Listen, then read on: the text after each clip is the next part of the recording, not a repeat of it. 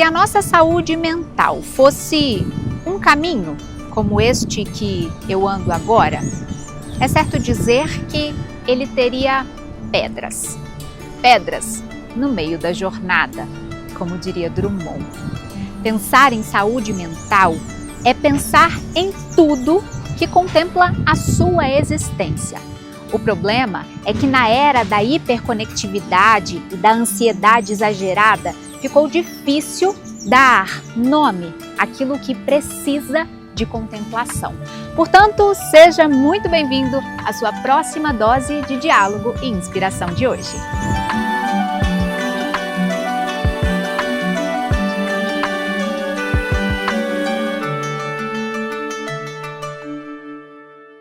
Que maravilha poder trazer um tema tão espetacular como saúde mental. E não poderia ser diferente. Recebemos hoje o Dr. Wendel Ferreira aqui no Café com Drummond para falar sobre este, que parece um tema popular, mas muitas vezes é mal compreendido, principalmente nas redes sociais. Seja muito bem-vindo ao nosso café, doutor. Obrigado, Isis. É um prazer estar aqui.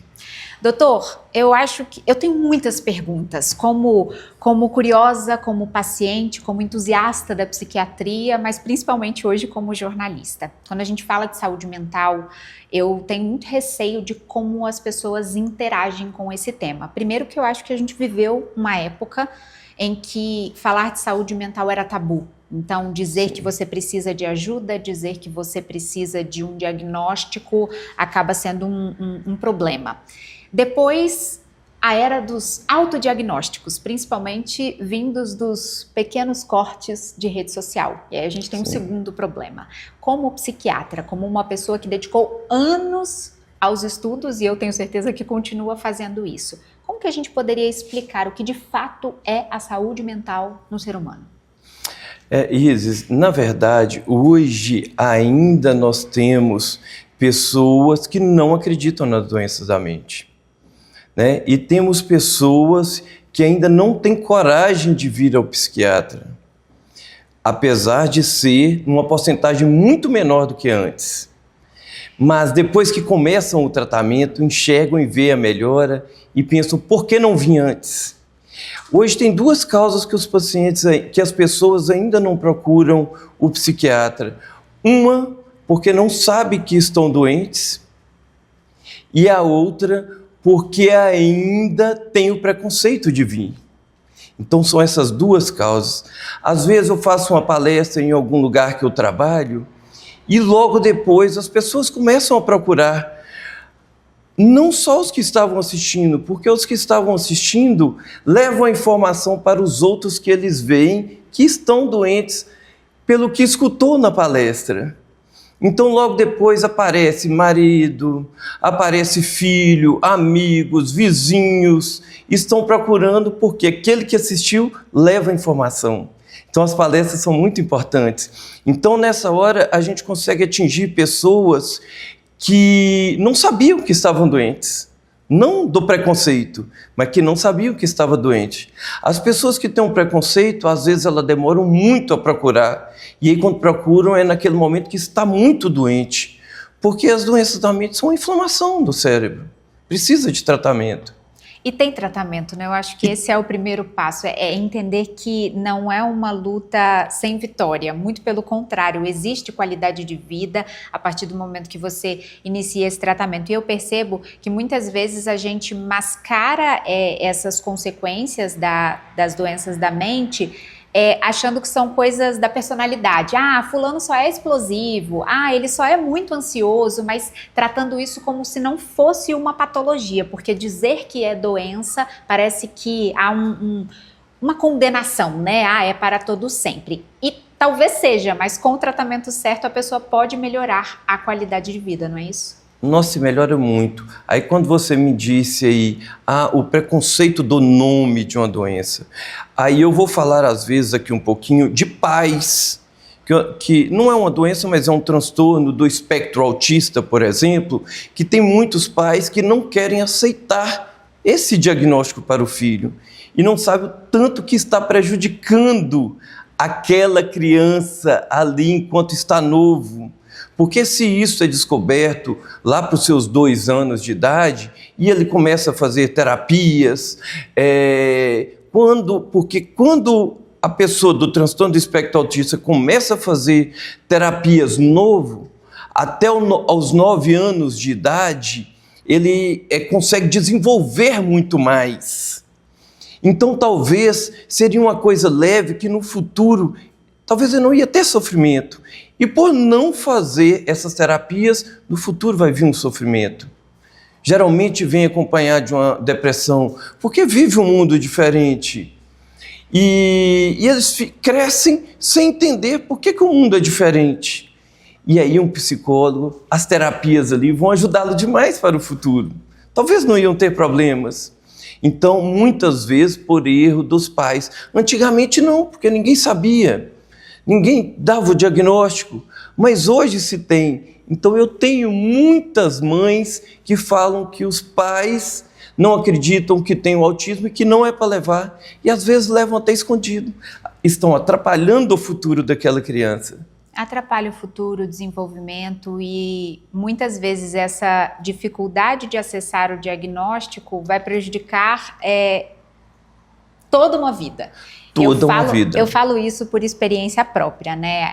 Abrindo aqui o meu coração para você que está do outro lado. Eu tive o diagnóstico de TDAH no consultório do Dr. Wendel, depois dos 30 anos de idade. E eu passei uma infância tentando entender por que eu me sentia um peixe fora d'água. Por exemplo, com o desastre. Eu sou muito desastrada. Quem está ao meu redor sabe que essa é uma característica. E a minha família não é assim. Então, por que eu tinha essa característica tão enraizada? Por que eu tinha tanta facilidade em algumas disciplinas e tanta dificuldade em outras, às vezes até mais simples? Tudo isso era uma grande interrogação e eu culpava uma incompetência pessoal, eu culpava algo que eu não estava conseguindo entregar. Eis que um diagnóstico trouxe literalmente a luz no fim do túnel. Isso significa que eu me transformei em outra pessoa? Não, mas eu passei a entender como é que a minha mente funciona. Isso traz um alívio fora do normal. O que acontece o TDAH, né? Tem os pensamentos acelerados. Então, a pessoa que tem o TDAH, que tem os pensamentos acelerados, ele é ansioso de natureza. Então, muitas pessoas que começam o tratamento, às vezes chegam tão ansiosos que eu só consigo ver que tem o TDAH depois, mais para frente. Depois que eu dei uma estabilizada nessa ansiedade e a pessoa ainda continua muito ansioso, mesmo eu usando boas medicações, e a gente começa a sentir novos sintomas, além da ansiedade. E às vezes a pessoa que tem o TDAH nem precisa da medicação da ansiedade. Só tomar a medicação certa para o TDAH, ela tranquiliza, não foi? Total. Total, tranquiliza. Ela passa a ter uma concentração. Aquele cansaço do final da tarde de ter pensado o dia inteiro, passa. Tudo rende. Os estudos rendem, o trabalho rende, e sem cansaço e sem a ansiedade. Né? Aquela falta de atenção, aquela desorganização, aquela parte de ficar muito desastrado, aquilo de intrometer na conversa dos outros, aquilo de terminar a conversa dos outros, porque na verdade o TDAH, a grosso modo falando, nada mais é do que uma pessoa que pensa mais do que o outro, porque os pensamentos são, você está pensando em uma coisa nesse momento para resolver, mas ao mesmo tempo gera um leque de pensamentos. Vai lá no futuro, volta lá no passado, vem no que está pensando, e isso deixa a pessoa ansiosa e sem ter foco, e com isso nada rende. E quando a gente fala de mente, é muito importante dizer que não existe um diagnóstico padrão. Às vezes, duas pessoas que têm o diagnóstico de TDAH têm sintomas completamente distintos, né? Às vezes, um vai ter o hiperfoco, o outro não vai ter.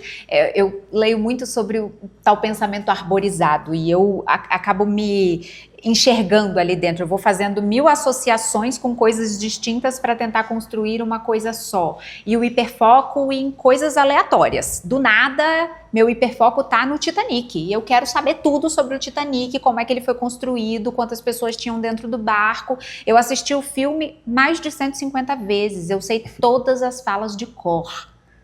E aí você me pergunta, por quê? Eu não sei te responder. Em algum momento me deu um start de que a minha vida dependia de saber tudo sobre o Titanic.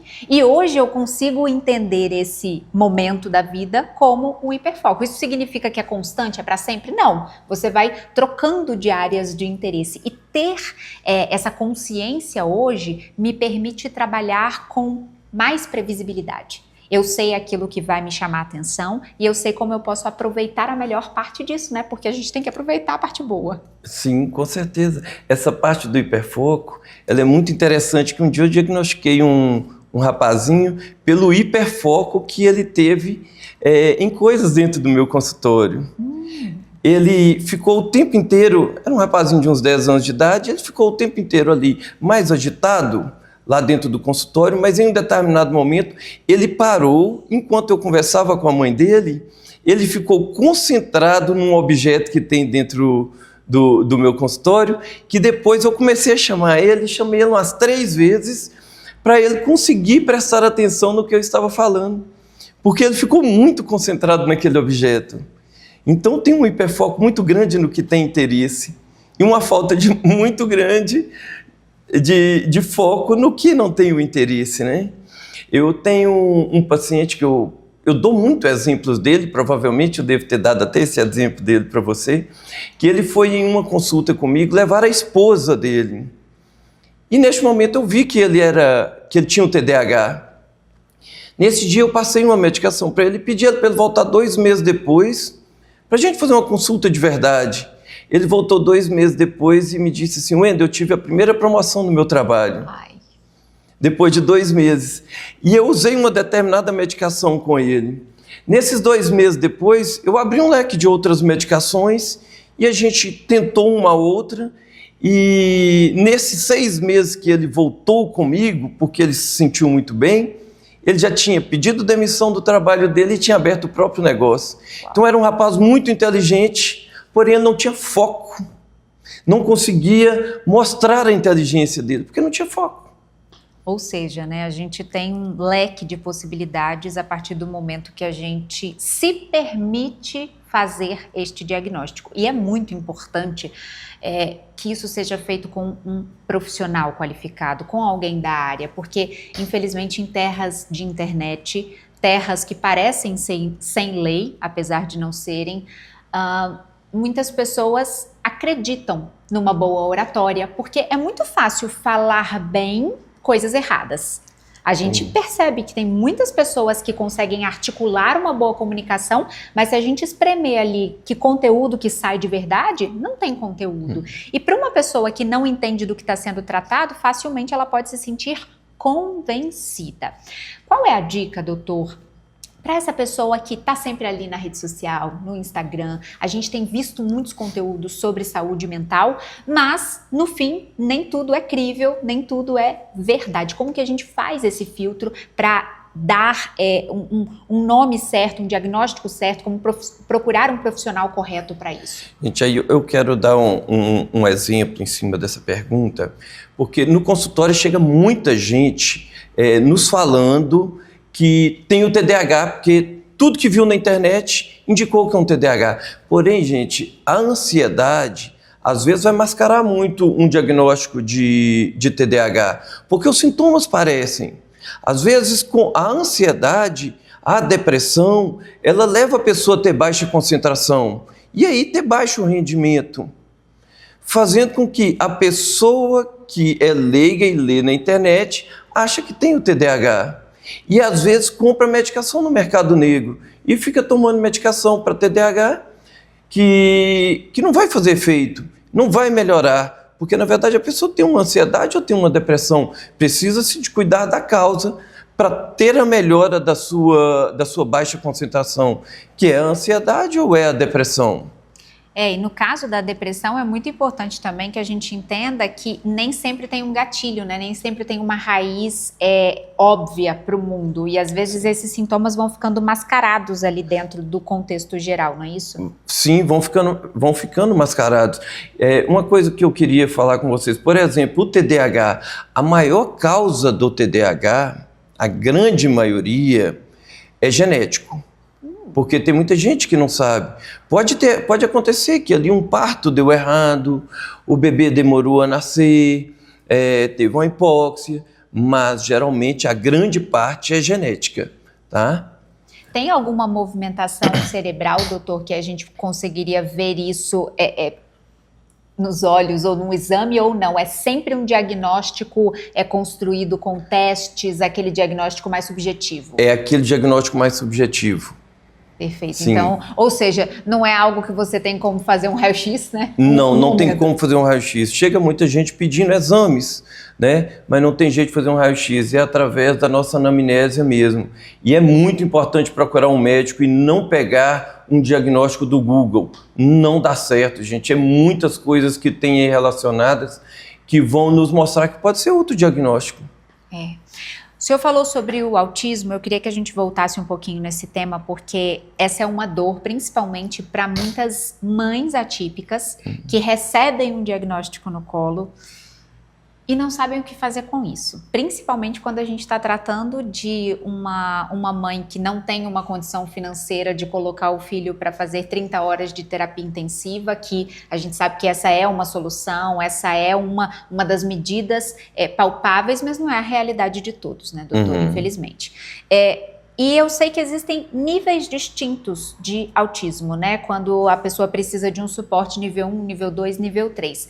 O que diferencia isso? O autismo, na prática, é um transtorno? É uma patologia? Como que a gente configura a condição?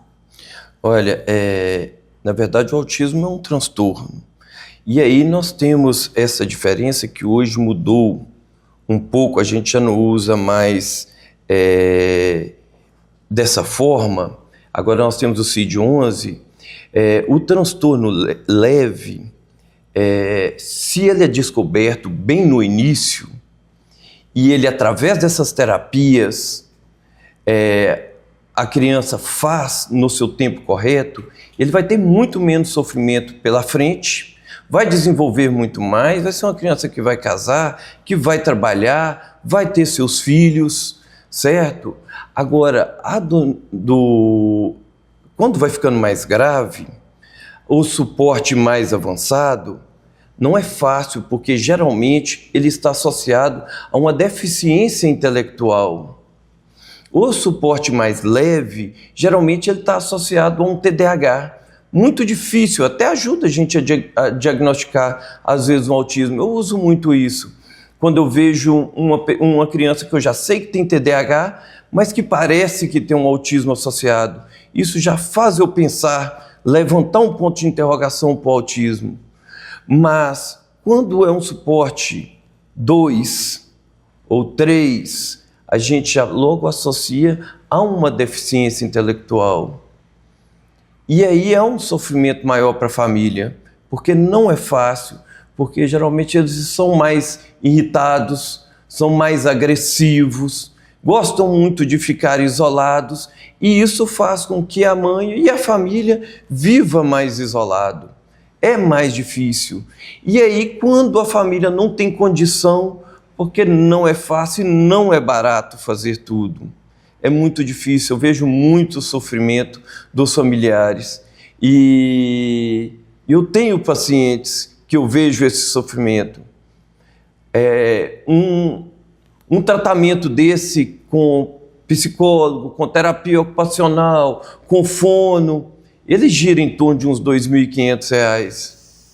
Então não é qualquer um que pode pagar, é uma minoria, é uma grande minoria que consegue manter tudo isso para que facilite o futuro, que facilite a vida dos familiares. E quando é mais leve, gente, é notório a diferença no futuro. Eu tenho colega que tem filhos que são autistas e o que ele me falou no início? No início, Wendel, foi como se eu tivesse passado por um luto. E hoje, como eu consigo pagar tudo para os meus 3 filhos, ele até brincou, quando sobra alguma coisa no final de semana, no final do mês, a máquina de lavar quebra. Mas os meus meninos hoje, eles jogam futebol, eles fazem tudo que os outros fazem, mas ele pôde pagar. Mas os que não podem, é um sofrimento para todos os familiares. E tem um segundo problema que isso gera, né? Aí voltando para a rede social. A rede social, ela vive do recorte e a gente se espelha naquilo que está sendo exposto por ali. E eu percebo que nos últimos tempos nós temos visto uma romantização do próprio autismo, porque quando a pessoa associa, por exemplo, o autismo a uma característica de superdotação, um hiperfoco em determinadas áreas, e a gente traz como exemplo Thomas Edison, a gente traz como exemplo Albert Einstein e fala, olha, são gênios, e de fato são gênios que tiveram o diagnóstico de autismo, mas esse não é o recorte do espectro como um todo. Sim. E quando a gente traz essa realidade, é como um afago na alma, um abraço dessas mães que muitas vezes se sentem incompetentes, porque elas olham e falam, poxa, por que o meu filho não é mais para Albert Einstein e sim para aquela criança que é mais arredia, uma criança que não gosta de socializar, uma criança que não quer o meu abraço, e aí aquela família vive um mecanismo de autoculpa que é muito prejudicial. E eu acho que é uma responsabilidade de todos nós, enquanto cidadãos que estamos aqui, de orientar essas famílias, de acolher essas famílias e principalmente de respeitar quando você vê uma cena que você não entende exatamente por que aconteceu. Quando você chega no shopping e fala, nossa, que criança birrenta, nossa, esse pai não dá limites. E muitas vezes a gente não sabe qual é a realidade que aquela família vive, né? E na verdade, você ali brigar com uma criança autista ou uma criança que tem o TDAH, um grito que você dá com ela é como se você estivesse batendo nela. Afeta muito emocionalmente. São crianças são mais melancólicas. Sensíveis, né? São mais sensíveis.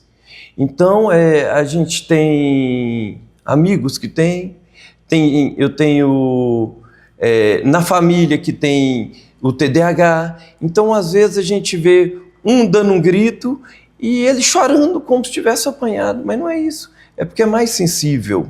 É a forma como essa criança se expressa para o mundo. Gente, ele falando isso, eu me enxergo totalmente, meu Deus. Quantas vezes a lágrima caía e eu pensava, quando eu me tornar adulta, eu vou conseguir ter o controle. E aí eu virei adulta e o controle não veio. Olha uma coisa muito engraçada de quem tem um autismo é descoberto na fase adulta.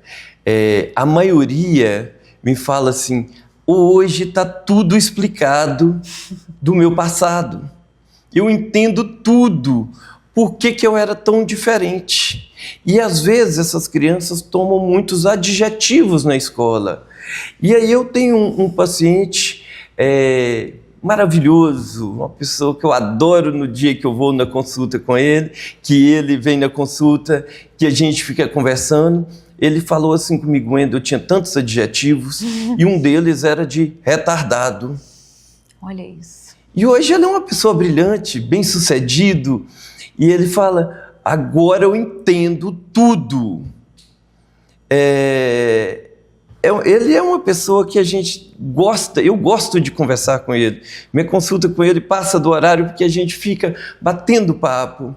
Ele tem 2 profissões, todas 2 ele é bem-sucedido nas 2. O filho também dele é autista, que a gente está começando um trabalho.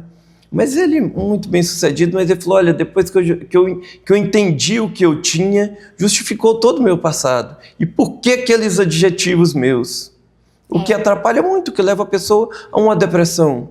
Sem dúvidas, leva a pessoa a um contexto depressivo. E assim, o ambiente escolar, ele já é tóxico por natureza, né? Eu não consigo entender as pessoas que falam, ai, que saudade da época da escola. Porque eu não tenho nenhuma saudade. Porque, obviamente, naquele contexto, sem o diagnóstico, quando você leva vários adjetivos e quando você é o protótipo perfeito para exposição ao bullying, você entende que você está num ambiente hostil. Felizmente eu tive uma família que conseguiu reverter isso de uma maneira muito simpática, muito acolhedora, mas não é a realidade de todos.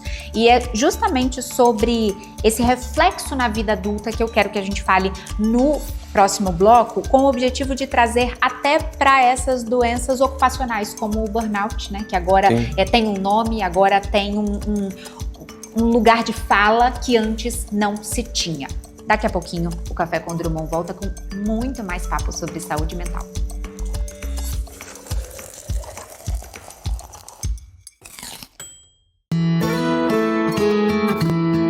Desde menino aprendi com minha avó que a verdadeira casa não é feita de tijolo. Ela dá para carregar dentro do peito, onde quer que eu vá. E nessa casa cabe tudo que nos faz ser quem somos e que ninguém pode nos tirar, a nossa essência. Mesmo que visite outras casas, não esqueça sua origem. Seja onde estiver, lembre suas raízes e terá sempre sua casa com você. E você? O que tem na sua casa que faz toda a diferença? Café Santa Clara. Café para fazer a diferença.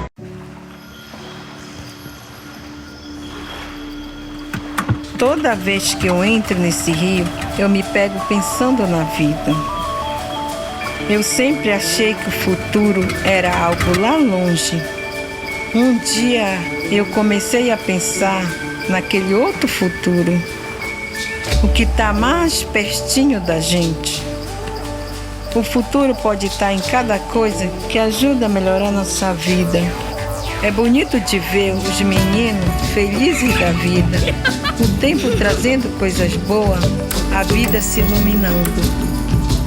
Sabe que é até bom pensar no futuro como um amanhã, mas é melhor lembrar que ele acontece aqui, no que a gente faz hoje.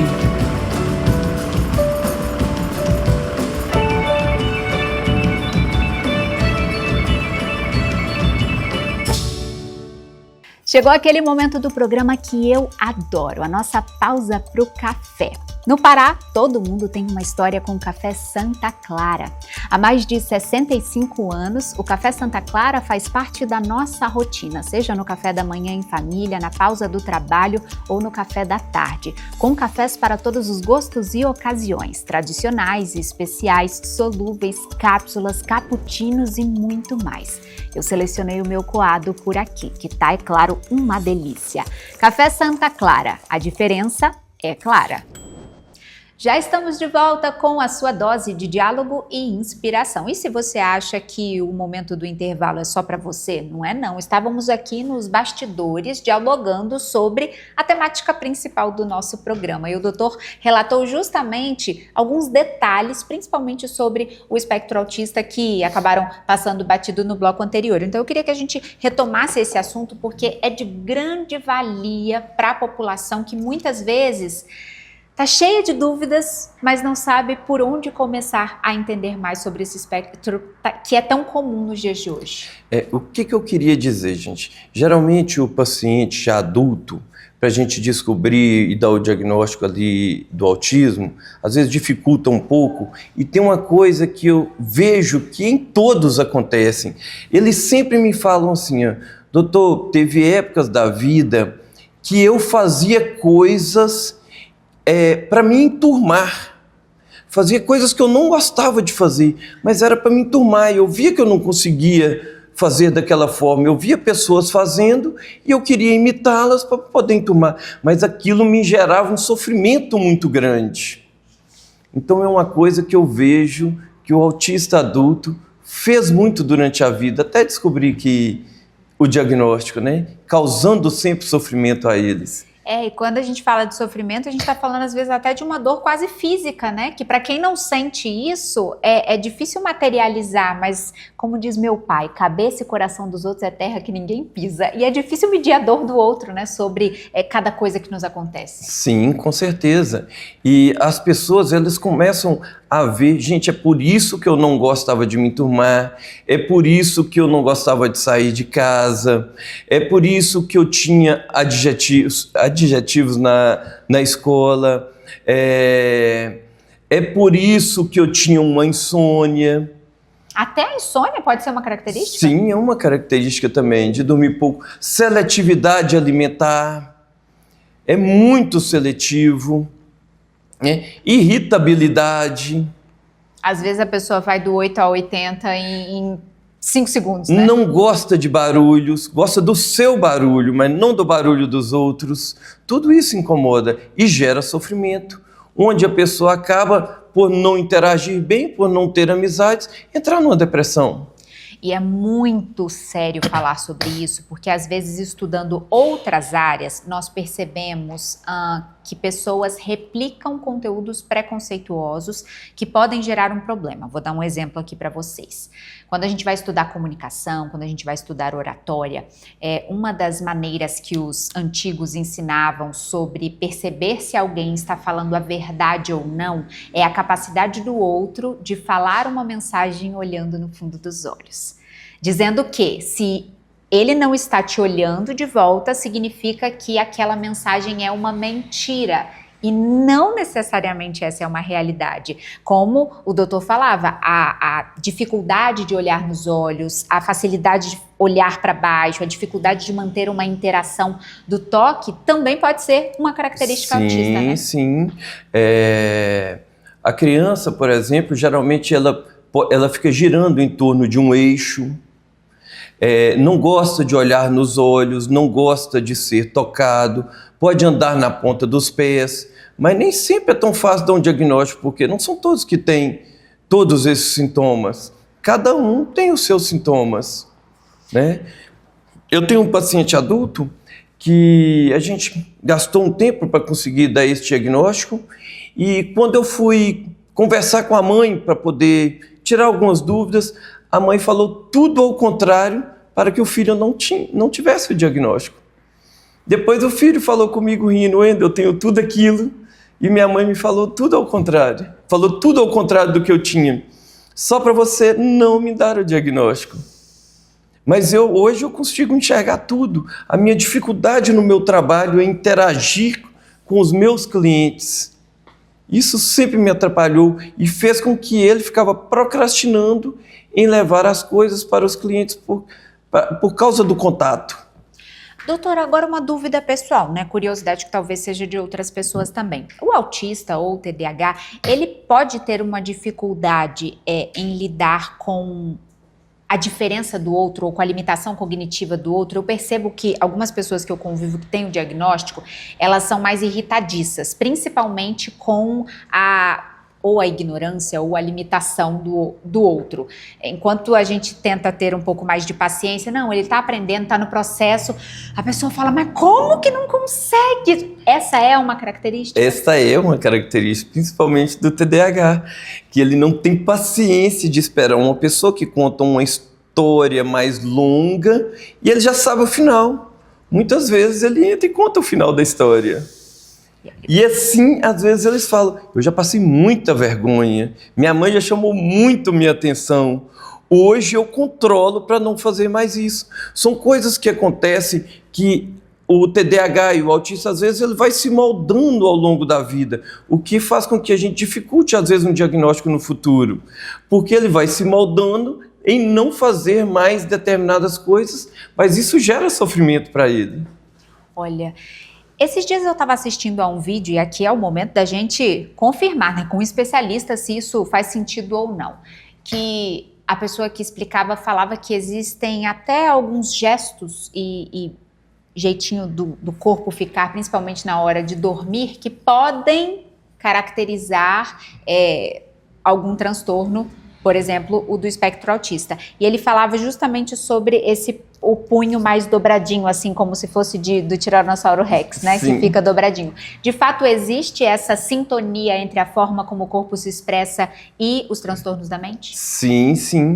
Eles, do autista mesmo, eles têm uma tendência a gostar de ficar de cabeça para baixo. Sim, tem os movimentos que a gente fala, movimentos estereotipados, quando estão muito alegres ou estão passando por um estresse, por exemplo, balançar muito a mão assim. E geralmente todos têm. Gente, que coisa! É tão bom ouvir isso de um especialista, porque a gente começa a pensar em todas as pessoas que convivem conosco e a gente começa a identificar determinados padrões, né? Outra coisa que acontece muito, uma autoagressão. Às vezes eles batem muito na cabeça, ou bate a cabeça na parede. Então acontece muito isso. E aí os pais entram em desespero. Porque não sabe o que está acontecendo. Não sabe o que está acontecendo. Até descobrir realmente. Antigamente a gente não fazia esse diagnóstico, não tinha, muito difícil. Mas hoje, gente, tem que procurar ajuda médica. Não dá para ficar sem procurar. Ajuda demais todos os familiares, porque quando alguém tem alguma doença da saúde da mente, todos os familiares sofrem com isso. Então é importante mais procurar. Mesmo o autismo não sendo uma doença, um transtorno, muda a vida dos familiares e muda a vida no futuro dessa pessoa. Então a gente tem que tirar esse preconceito de lado, porque depois, fazendo tudo corretamente, o futuro dessa criança é outra coisa. E a medicina avançou muito, os tratamentos hoje, eles são muito mais humanizados. Tem uma jornalista investigativa que eu particularmente gosto muito, que é a Daniela Arbex. Ela fez um trabalho de investigação muito sério sobre um antigo manicômio que funcionava na cidade de Barbacena, em Minas Gerais, né? E o livro se chama O Holocausto Brasileiro, e não é à toa esse nome, porque existiam os famosos tratamentos de choque e uma série de procedimentos invasivos que eram considerados de ponta naquela época. Mas a ciência avançou, os métodos são outros e talvez ainda exista um pouco de medo das pessoas de ter um diagnóstico que te enquadre dentro daquele lugar que antigamente era visto como o lugar dos loucos. E todo mundo era mandado para lá, né? Às vezes uma pessoa que hoje poderia ter um diagnóstico de autismo seria mandada para lá porque não compartilhava das mesmas ações, da mesma personalidade que os demais naquele contexto. Olha só para vocês verem, né? Eu tenho um primo que ele formou em Barbacena, porque lá tem uma faculdade de medicina. E ele me falou que na época que ele estudava lá, às vezes, na época tinha orelhão ainda, muitas pessoas, eles estavam lá no orelhão conversando com ninguém. Mas eram pessoas daquela época que quando acabou com o manicômio, essas pessoas ficaram lá porque os familiares os deixaram lá, os abandonaram. Então a cidade de Barbacena ficou muito conhecida como uma cidade que tinha muitos loucos, não é isso? E ele me falou assim, Wendel, muito engraçado, as pessoas ficam lá no orelhão conversando sozinho. Mas hoje, gente, muitas pessoas acham que as medicações psiquiátricas vão deixá-la dopado o dia inteiro, como antigamente. Para isso a gente tem os retornos. Se a medicação deixou a pessoa sonolenta, nós vamos diminuir dose, nós vamos trocar a medicação. As medicações têm que fazer bem. A que não está fazendo bem, nós vamos substituí-lo. Por isso os retornos. Mas o tratamento psiquiátrico, ele não é feito com 30 dias nem com 60 dias. Ele é longo. Eu acho ele chato porque ele é longo, mas ele gera resultados. A pessoa tem a melhora. Eu vejo muita gente, às vezes, falando que não tem cura. Eu já dei alta muita gente que já estão há anos sem precisar de voltar. E estão bem. Hoje, muitos, às vezes, são amigos. Porque dentro de um consultório, a gente passa a ficar amigos. Porque são muito tempo que a gente passa juntos. E eu hoje tenho amigos que são ex-pacientes, que a gente se encontra e eu não vejo ele ter sintoma nenhum mais, já há tempos. Então, eu tenho pacientes que dá vontade de carregar eles junto comigo para eles falarem como foi a vitória deles, não é isso? Tem uma cidade que eu trabalho aí, que eu trabalho no CAPS, e quando eu dou alta a um paciente, eu pergunto a ele se eu posso falar para os outros verem que tem alta. E todas as vezes que eu falo, gente, este paciente eu estou dando alta, porque todos aceitam, todo mundo bate palma, porque todo mundo fica feliz de ver que eles também podem ter alta. E no início eu vejo a dúvida, porque as pessoas acham que não vão melhorar. Só depois que a melhora começa a vir, que eles veem que tem condições de ficar bem. Então o tratamento, gente, é uma luz no fundo do túnel. Sem ele não tem essa luz. A gente precisa do tratamento, eu vejo a melhora e a cada pessoa que eu vejo que entra numa depressão tão forte, às vezes profunda, que eu vejo que a vida dela está sem sentido, Porque a pessoa que está com depressão, ela vê uma vida sem sentido e acha que não vai ter mais condições. Eu vejo que eu posso falar com ela, tem jeito, porque para outras pessoas teve jeito, por que para você não vai ter? Mas precisa-se de paciência. E naquele momento ninguém tem paciência. E às vezes a gente quer uma melhora com 30, 60 dias, mas às vezes essa melhora vem com um tempo muito maior. Tem pessoas que vêm com uma melhora com 30 ou 60 dias. Às vezes o seu vizinho falou que melhorou com 30 dias, mas não quer dizer que você vai melhorar com 30 dias. Mas o que falo tem jeito. Então tem que ter a paciência. Vou falar aqui de um diagnóstico bipolar. O bipolar é uma pessoa que não tem paciência de fazer o tratamento. E ele, quando ele melhora, geralmente ele para o tratamento. E isso acontece várias vezes durante o tratamento. E cada vez que ele para, os sintomas voltam todos de novo. E a cada vez que a gente vai começar o tratamento de novo, é mais difícil de estabilizar do que da outra vez. A cada vez que vai passando. Gente, e os bipolares são 4%. É muita gente. 4%? 4%. É muita gente. E geralmente é a carga genética também. É uma das coisas que faz com que a gente nos ajude ali no diagnóstico, porque antigamente, como a gente não diagnosticava, uma das coisas que quando a gente vai tendo dúvida, a gente pergunta, já teve suicídio na família? Porque grande parte dos suicídios vem dos bipolares. Ah, é? E aí, mais do que da depressão? Mais do que o da depressão, uma grande parte. E aí a gente pergunta, já teve suicídio? Já. Uma parente minha já teve depressão e já suicidou lá no passado. Quando a gente vai interrogando, mas como que era essa parente sua? A gente vai vendo que os sintomas parecem muito com o de bipolar. Isso já nos ajuda a dar um diagnóstico do bipolar aqui mais no presente. Porque às vezes tem aqueles clássicos, né? Tem uns clássicos que aí fica fácil da gente dar o diagnóstico. Mas tem gente que não. Duas coisas que geralmente o bipolar tem: pensamentos acelerados e muita energia.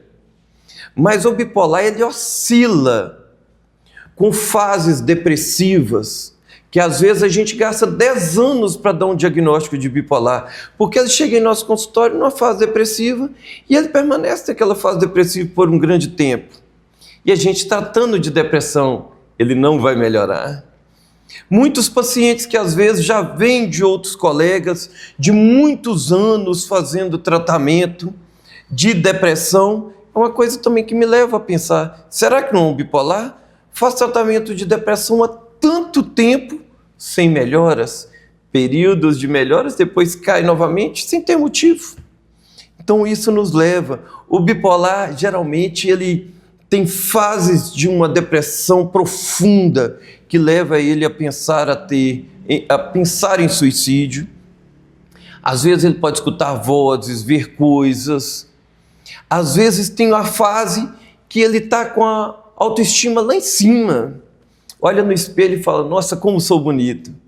Gosta de chamar atenção, compra muito, faz dívidas, joga tudo o que ganhou fora. Depois vem uma fase depressiva, onde vem esses pensamentos suicidas. Outras coisas, às vezes quando está naquela hipomania que a gente fala, naquela agitação, naquela animação toda, pode ter uma libido lá em cima, às vezes pode acontecer traições neste momento. Pode levar até um risco de pegar uma doença, porque às vezes a libido fica muito alta. Ele não controla. Não controla e sai com pessoas que talvez nem lembra que saiu. Gente. Então é um diagnóstico que a pessoa tem, porque geralmente essa pessoa é uma pessoa difícil. Às vezes a pessoa até me fala, eu pergunto, você se acha difícil? Doutor, tem dia que nem eu estou me aguentando. E tão engraçado que eu vejo muitas delas já falam para mim, doutor, as pessoas me chamam de bipolar, mas eu não sou. Já me chamaram até de doida. Quando você vai interrogando muito, você vai vendo que ela é uma pessoa difícil mesmo, às vezes tem o diagnóstico de bipolar, e essa pessoa não tem culpa das coisas que ela faz. É uma carga genética. Gente. Puxou de outro. E vem aquele sofrimento a vida inteira, não só da pessoa, mas dos familiares, de todo o familiar, do marido ou da esposa, dos filhos e de quem trabalha junto. Em que momento a gente percebe que essa carga pode virar um problema, esse apertar demais dos cintos, principalmente relacionado ao trabalho, pode virar um transtorno? Olha, hoje nós temos esse transtorno que a gente fala que é o transtorno de burnout. Está crescendo a cada dia mais. Eu não sei se está ali em primeiro ou segundo lugar, mas as maiores... não sei se está em primeiro ou segundo. Se pegar todas as doenças associadas da saúde da mente, que estão incapacitando as pessoas de trabalhar. Incapacitando. Mesmo. Eu não sei se está no primeiro ou no segundo lugar. Pegando todas as doenças da saúde da mente, né? E a síndrome de burnout é uma delas que hoje eu já tenho grande parte de pacientes que estão relacionados ao trabalho. Eu já consegui ter um benefício do INSS para que a pessoa possa tratar estando fora do trabalho, porque ali é o que gera o estresse para ele. E a pessoa, quando está tratando dessa síndrome de burnout, ou da ansiedade, ou da depressão, ela não pode estar em contato com o fator estressante. E o que o fator estressante faz no trabalho? Hoje tem muitos que os encarregados estão cobrando muito dos funcionários. E um tempo grande do seu dia a dia é no trabalho. Às vezes você fica 12 horas no trabalho, fica mais tempo no trabalho do que em casa. E isto faz com que a pessoa perca o interesse no trabalho, renda muito pouco no trabalho, só de pensar em ir trabalhar passa a ter crises de ansiedade, como palpitações, falta de ar, dormências, insônia, irritabilidade. O rendimento no trabalho se torna pouco, gera tristezas também, baixa concentração, esquecimento. Tudo isso a síndrome de burnout gera na pessoa. Faz com que a pessoa possa entrar em uma depressão e depois possa até pensar em tirar a vida. Agora eu faço uma pergunta. O burnout, nesse caso, ele sempre vem de um fator externo ou ele pode estar relacionado ao trabalho, mas causado pela própria pessoa? Quero dizer, uma autocobrança, isso também geraria um traço de burnout? Sim, ou não quer dizer que é só o chefe que vai levar a pessoa até a síndrome de burnout. Ela trabalhando muito, às vezes ela buscou tanto trabalho, porque hoje a gente vê tudo e a gente quer tudo, então cada dia a gente quer trabalhar mais, a gente não tem mais aquele descanso, a gente não tem mais aquele tempo, porque eu nasci no interior de Minas e dava 5 horas da tarde, a gente sentava na porta de casa, ia bater papo, outras pessoas passavam e ali a gente ficava conversando.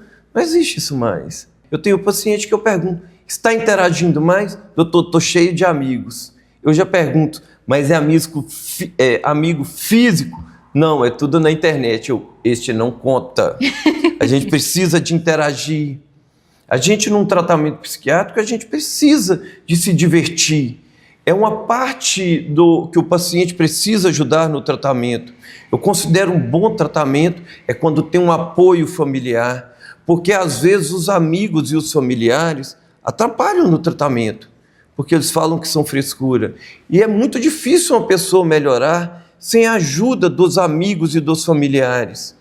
É o paciente fazer parte do tratamento, querer melhorar, fazendo uso das medicações, fazendo terapia, fazendo exercício físico, estando junto de Deus, porque Deus ajuda a gente no tratamento. Porque a doença da depressão, da saúde da mente, faz com que a pessoa tire a vida, não porque quer, é pela doença. Isso não é falta de Deus no coração, não. É a doença, porque ninguém quer tirar a vida. E às vezes a gente vê pessoas cortando os pulsos, e aí tomando medicações, tomando chumbinho, e muitos viram e falam, Ah, se quisesse tirar a vida mesmo, isso foi uma frescura. Se quisesse mesmo, fazia isso, fazia aquilo. O adolescente, gente, ele chega a tentar até 20 vezes. Ele está criando coragem. Então não é frescura, ele não está querendo chamar atenção. Ele está pedindo ajuda para não tirar a vida. O adulto, geralmente, ele tem até 4 tentativas, mas o adulto, às vezes, ele consegue da primeira vez. Então não é frescura e não estão querendo chamar atenção, estão pedindo ajuda. Então a gente consegue salvar vidas, dando apoio, dando ouvido para escutar. Talvez isso não tenha ficado claro e eu espero que fique aqui. O senhor foi um ponto muito crucial na minha jornada, porque ter um diagnóstico e entender que eu não era só um peixinho fora d'água e que tinha nome para isso, que existia uma maneira de vencer os obstáculos e enxergar a potência, foi como um respiro no oceano. E eu agradeço do fundo do coração e sei que o senhor é importante assim para tantas outras vidas. Por isso que eu digo, diagnóstico é fundamental e um especialista certo faz toda a diferença. Fiquei muito feliz de estar aqui hoje, foi muito prazeroso e eu admiro muito o seu trabalho, eu acho ele lindo, Isis. Quero deixar aqui um recado a todos, que se automedicar, gente, é um problema. A gente pode trazer malefícios. Usar o que o vizinho usa não é a mesma coisa. Cada pessoa precisa de uma medicação específica. O tratamento não é rápido, ele é lento. E durante o tratamento a gente tem que mudar as medicações. Pode ser que a gente tenha que mudar as medicações e geralmente isso acontece, mas é benéfico e ajuda e é aquela luz no fundo do túnel. Eu sei que ajuda porque eu vi tanta gente melhorando. Então, se vocês precisam, procurem ajuda, porque além da melhora da tua saúde, você vai melhorar todo mundo que está ao seu redor. E muito obrigado pela oportunidade, Isa, adorei. Espero que este seja o primeiro de muitos cafés. Mas olha, o nosso programa não acabou não, viu? Ainda tem aquele quadro super especial que você ama, portanto, não saia daí, eu volto já.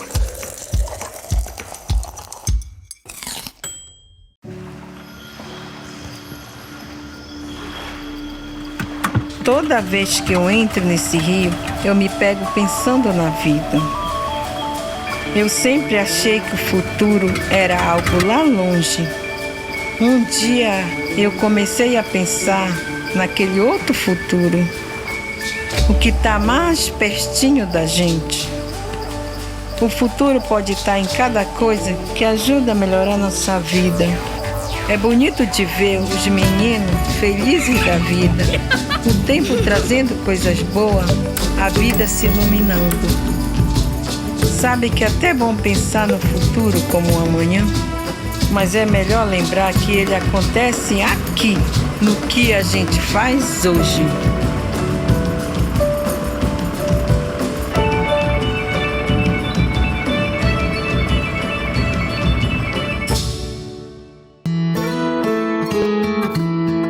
Desde menino aprendi com minha avó que a verdadeira casa não é feita de tijolo. Ela dá para carregar dentro do peito, onde quer que eu vá. E nessa casa cabe tudo que nos faz ser quem somos e que ninguém pode nos tirar, a nossa essência. Mesmo que visite outras casas, não esqueça sua origem. Seja onde estiver, lembre suas raízes e terá sempre sua casa com você. E você? O que tem na sua casa que faz toda a diferença? Café Santa Clara. Café para fazer a diferença.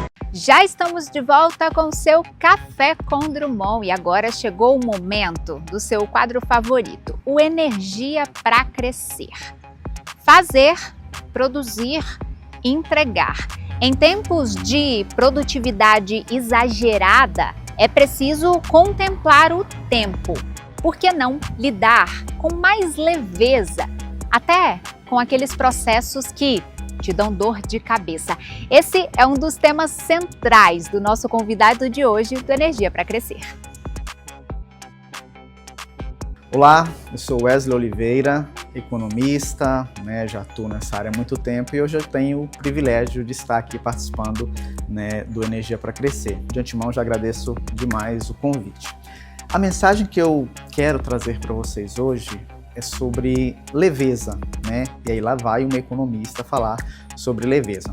Eu sempre pautei minhas decisões, análise de projetos, de consultorias, de todos os trabalhos que eu realizo, muito pautado no racional, no lógico, no matemático, né? E isso, claro, é preciso, não tem como analisar um projeto sem considerar aqueles indicadores quantitativos e também qualitativos, né? E isso é normal, só que eu acabei pautando todas as outras áreas da minha vida nesse mesmo método muito racional, calculista. Isso, por exemplo, impediu de eu vivenciar mais, por exemplo, a minha fé, né? Eu sempre tinha questionamentos muito matemáticos, como assim que isso e aquilo outro, sabe? Isso eu percebi ao longo do tempo, ao longo da jornada da vida da gente, que isso não era legal, que eu precisava reequilibrar, né, os meus métodos para que eu tivesse sim avanços, né, em outras áreas da minha vida, que não só na minha vida profissional. E acabou que eu percebi que essa leveza que eu comecei a implantar, a implementar, inclusive foi benéfica também para a minha vida profissional, né? Os trabalhos, eu comecei a ter um olhar diferente sobre as análises que eu fazia, seja análises para o setor privado, seja análises de políticas públicas, tinha tom mais humanizador e a qualidade técnica, claro, sempre o rigor técnico não abro mão, mas tinha questões mais humanizadas, tinha análises que de fato, e aí eu observei ao longo do tempo, que expressavam a realidade. Então, a mensagem hoje que eu quero trazer para vocês é para que nós possamos levar a nossa vida de maneira mais leve, né? De não querer racionalizar tudo. E aí, quando eu falo isso, não é, por exemplo, eu ganhei 5 mil e eu vou gastar 5 mil porque eu estou sendo leve, eu estou aproveitando a vida. Não, não é nesse sentido. Mas é de você tomar decisões mais tranquilas. Mantenha o seu rigor técnico, mas tem áreas da tua vida que a gente precisa dessa leveza. E aí eu vou dar um exemplo prático que eu alterei na minha vida, na minha casa, e eu vi uma diferença absurda. Tem momentos, por exemplo, de relatórios para ser entregues ali em um período muito curto, que eu costumo trabalhar também em casa no período da noite. Então, às vezes, a gente fica o dia todo fora de casa e chega à noite e ainda vai para o computador. Aí eu comecei a perceber, né, que meus filhos estavam demandando mais de mim com razão. Papai, vamos brincar disso, vamos brincar daquilo. Poxa, hoje eu não vou conseguir porque eu tenho que fazer, papai tem que trabalhar. E lá eu ia para o computador. Olha só, uma mudança simples que para mim, confesso, não fez diferença, foi de começar a trabalhar, né, colocar os meninos para dormir, brincar um pouquinho com eles antes. Então, papai, eu quero um pouco da sua atenção, papai, eu quero brincar, vamos brincar. Fazia isso, depois eu ia para o computador. Então, para mim não atrapalhava dormir 1 hora mais tarde ou acordar 1 hora mais cedo no dia seguinte. Para mim não fez diferença. Para minha rotina não fez diferença. Agora, para os meus filhos, fez uma diferença absurda, né? Então, isso tornou, para mim, mais leve. Então, a mensagem final que eu deixo para vocês é: coloque mais leveza no dia a dia. Coloque mais leveza no seu trabalho, né? Tem aquele chefe que pentelha, tem aquele colega que parece que está lá para te caçar, para te marcar. Calma, relaxa, né? Veja como você se sai disso, mas leve uma vida mais leve. Essa é a mensagem que eu queria deixar para vocês, porque para mim foi terapêutico, foi uma mudança de vida, foi uma transformação. Apesar da minha cabeça racional, calculista, matemática, de planejador, de analista, mas essa mudança para mim fez uma diferença e talvez seja o que você precisa nesse momento, ter uma vida mais leve, tá? Então essa é a mensagem que eu deixo para vocês aqui do Café com Drummond e até as próximas. Que dica incrível! Meu bloco de notas já está na mão para colocar tudo em prática a partir de agora. Então bora falar de energia? Há 13 anos, a Equatorial vem iluminando caminhos por todo o Pará, mostrando que o futuro começa nas pequenas mudanças que transformam a vida das pessoas todos os dias. Com Luz para Todos, leva energia para comunidades que viviam sem luz. Com o E Mais Geladeira, troca equipamentos antigos por novos, ajudando famílias a reduzir o consumo de energia. E também cuida do planeta, reduzindo a emissão de CO2. Sabe como? Desativando usinas a diesel e ligando cidades ao Sistema Interligado Nacional. Tem também a Clara, a assistente virtual que aproxima pessoas e facilita o atendimento. E o Mais Energia Pará, com obras e desenvolvimento que impulsionam o Estado. Tudo isso porque o futuro se constrói agora, junto com você. Equatorial, por você hoje, pelo futuro todo dia. A toda hora, Equatorial. Dar atenção às nossas emoções. Parece simples, mas no episódio de hoje você viu que depende de um esforço e, é claro, de um olhar atento à nossa própria existência. Eu amei o papo de hoje e tudo aquilo que será possível praticar a partir de agora. Eu já estou aqui, ansiosa, de uma forma positiva, para o seu próximo Café com Drummond. Até mais! Café com Drummond, patrocínio Equatorial. Por você hoje, pelo futuro, todo dia. E Café Santa Clara. A diferença é clara.